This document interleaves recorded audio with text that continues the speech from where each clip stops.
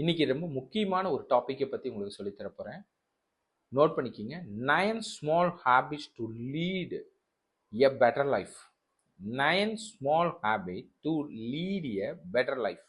உங்கள் லைஃப்பை நீங்கள் பெட்டராக லீட் பண்ணுறதுக்கு, ஹெல்த் கான்சியஸோட வழி நடத்துறதுக்கு நீங்கள் ட்ரை பண்ணும்போது என்னென்ன விஷயங்கள் நீங்கள் 9 விஷயத்தை பண்ணீங்க அப்படின்னா உங்கள் லைஃப் பெட்டராக இருக்கும் அப்படிங்கிறத சொல்ல போகிறேன். நோட் பண்ணிக்கிங்க. First point, do one task using pomodoro technique. நாம் இன்னைக்கு ஒரு ஒர்க் பண்ணும்போது டைம் ஃப்ரேம் வச்சு ஸ்டார்ட் பண்ணணும். ஒரு ஒர்க்கை டைம் ஃப்ரேம் வச்சு தொடங்கணும், டைம் ஃப்ரேம் வச்சு முடியும். அப்படி அஜைலாக ஒர்க் பண்ணுறோம், ஒரு மொமெண்டம் கிரியேட் பண்ணி ஒர்க் பண்ணுறோம் டே அப்படின்னா அந்த டேயில் நிறைய ஒர்க் பண்ண முடியும், நம்ம ஒரு கிரேட் சக்ஸஸராக வர முடியும். அதுதான் நம்ம அஜைலாக இருக்கிறது காட்டும். அந்த அஜைல்னஸ் நினைக்கிறீங்க உங்களுக்கு தான் இருக்குது, மற்றவங்களுக்கு இல்லை. உங்கள்கிட்ட இருக்க அந்த அஜைல்னஸ் நீங்கள் அந்த மாதிரி லீடராக ஒர்க் பண்ணும்போது நம்ம சுற்றி இருக்க சபார்டினேட் கொலீக்ஸ்க்கு எல்லாத்துக்கும் அந்த அஜைல்னஸ் பரவும்.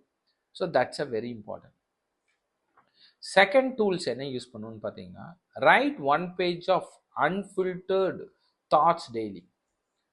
நம்ம டெய்லி டைரி எடுத்து ஒரு பேஜ் இன்னைக்கு என்னென்ன நடந்தது, என்ன பேஜ் பண்ணோம், என்ன மிஸ்டேக்ஸ் பண்ணோம், என்ன இம்ப்ரூவ்மெண்ட், இந்த டே எப்படி இருந்ததுன்னு என்னென்ன நடந்ததோ அது எல்லாமே எதுவுமே அன்ஃபில்டர் பண்ணாமல் எழுதணும். அப்போ தான் பிரெயினில் ரிஃப்ளெக்ஷன் நடக்கும். ரிஃப்ளெக்ஷன் நடந்தால் தான் நீங்கள் வந்து அடுத்த வருஷத்துக்கு போக முடியும். ரிஃப்ளெக்ஷன் நடக்கலைன்னா ஸோ அப்போ அந்த ஹேபிட் உங்களுக்குள்ள இருக்கணும். இப்போ write 1 page of unfiltered thoughts daily. மூணாவது, யூஸ் ஹைன்ஸ்ஹவர் மேட்ரிக்ஸ் ஃபார் டுடேஸ் ப்ரியாரிட்டைஸ். அவரோட ஹைன்ஸ்ஹவர்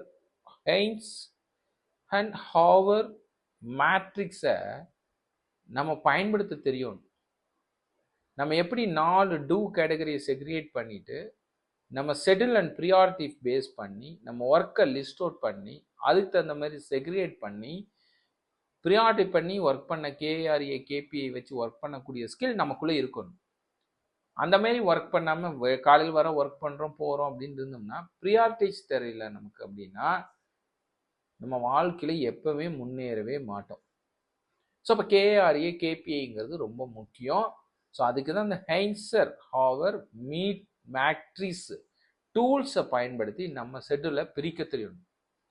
ஸோ அதுதான் வந்து உங்களுக்கு third point. The fourth point, say no without apologising or over explaining. நீங்கள் எவ்வளோ ஒரு நாளில் நோ சொல்கிறீங்களோ